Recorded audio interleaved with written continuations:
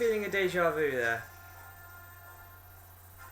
Maybe I'll play something else other than A Link Between Worlds. Actually, what happened to that box of N64 games I was given? Do is look at that. That's convenient.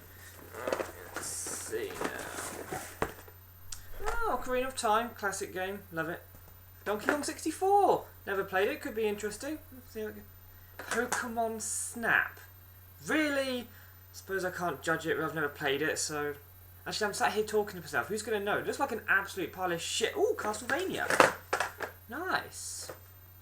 Love that. Nostalgia overload.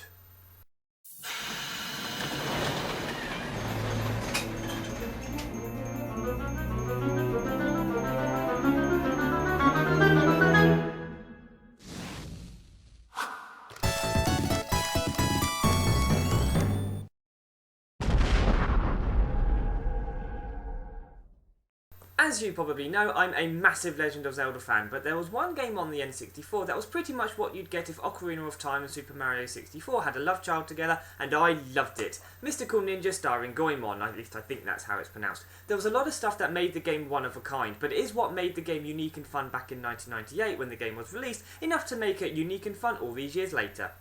Apparently, the Goemon game series, developed by Konami, has been going since 1986, but most games have not been released outside of Japan. The titular character, Goemon, is loosely based on Ishikawa Goemon, a Japanese outlaw from the late 1500s who was pretty much Robin Hood, as he robbed from the rich to give to the poor, until 1594 when he and his son were executed by being boiled alive. This game doesn't revolve around any real tale from Ishikawa's life, though the story of the game is kind of unusual.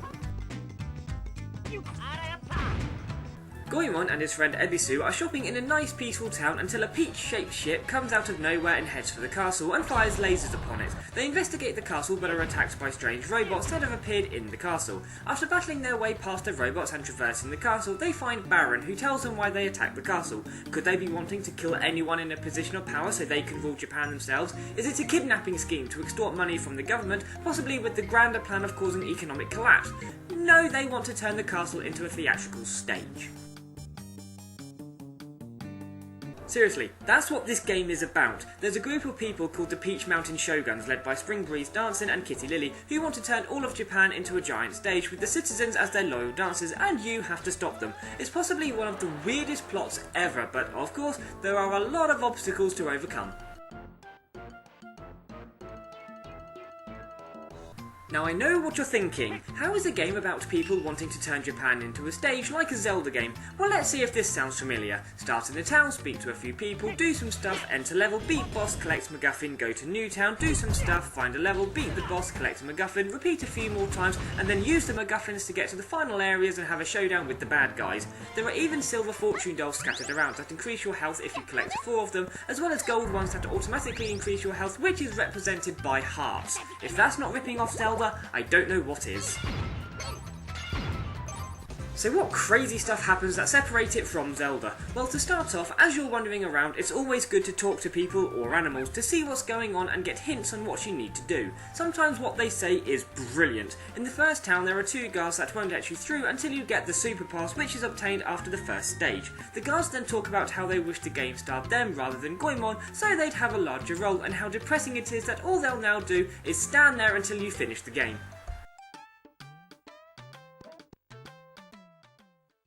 There's one other I have to talk about. There's a guard blocking your path, and you're seeing a pattern here, called Benkai, who collects unique treasures, but won't let you pass unless you give him something to add to his collection. You don't have anything, so after a spot of, can this be considered fishing? I don't know, anyway, after doing it, you find out how to beat Benkai in combat, and then head for the epic showdown.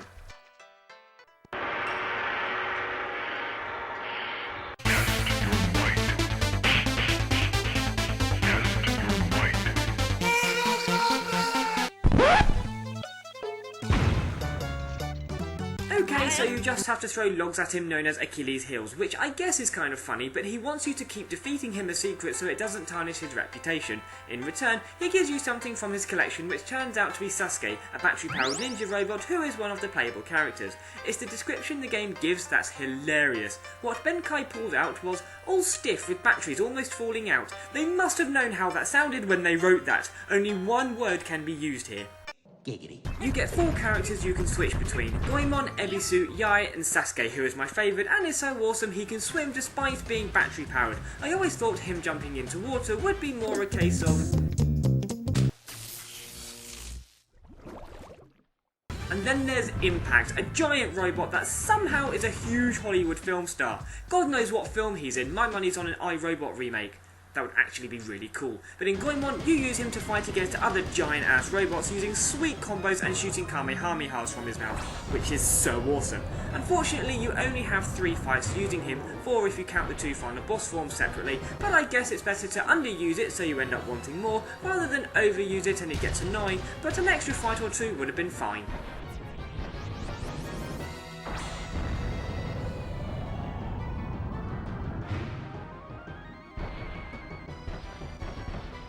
One problem that could arise is that each time you summon him you get a song which, although it isn't too bad, would be annoying if you had to listen to it a lot more, as you can't skip the damn thing. 3 times is fine even if the second and third times are fairly close together, so having to sit through it more would be a tad grating. There are 2 other songs sung in the game, one for the title screen intro and one sung by Lily and Dancing, where their henchmen show off some killer dance moves. All the songs are weirdly catchy, but it's almost as though the developers went, "Put the song on our family, but missing one thing, English words." Don't take a chance.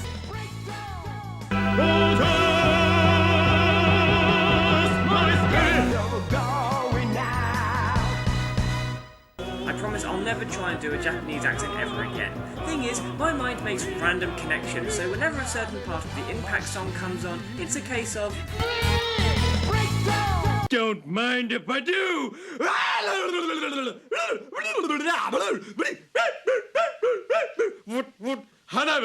Anyway, let's take a butcher's at what you'll be getting up to. As mentioned before, the game takes place in Japan, and fun fact, it's because of this game I found out the tallest mountain in Japan is Mount Fuji, seeing as you have to climb it, which takes around 5-10 minutes, just like real life I'm sure. There isn't much in the way of side quests, but there are random things you need to do, like saving a possessed dragon that's been kidnapping children for dance training.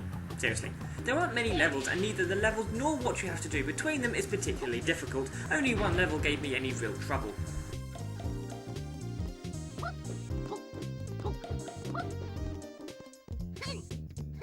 You find a map in each stage, but it only shows you the rooms you've been to, so getting your bearings and working out where you need to go can be a pain in the arse. Yes, the map is an elephant called Mr. Elephant. It's lame, I know.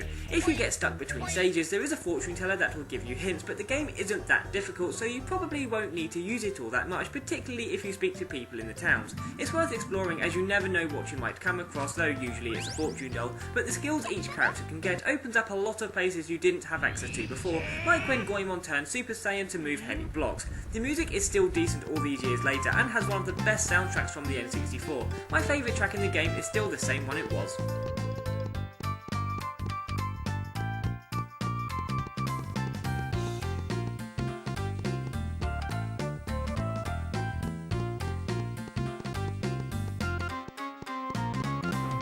There isn't much in the way of puzzles. It's more to do with platforming and using certain skills and abilities to progress, like Goemon's chain pipe to cross gaps and Ebisu's camera to reveal hidden paths. There are a few things around that might require some thinking, but certainly nothing overly taxing. The main thing that will make the game annoying is the camera, which seems to be working for Dancing and Lily, as it does everything it can to make you fail. Occasionally the camera tries to reset itself but ends up constantly spinning or moving into the wrong place as you try to time jumps properly.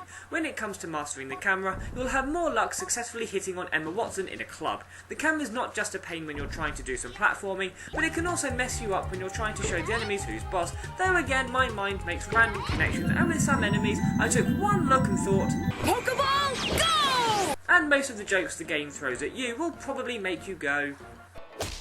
Playing Goemon after all these years is still a lot of fun. As with most games, it has a few issues and annoying aspects, but the great writing, decent music and surreal stuff going on makes you want to continue, even if it's just to see what weird thing will happen next. Even after all these years, Mystical Ninja Starring Goemon is still... good as gold. Granted, it's not as good as the likes of Ocarina of Time, but it has aged just as well and is still loads of fun to play, just as it was back in the day. See you next time.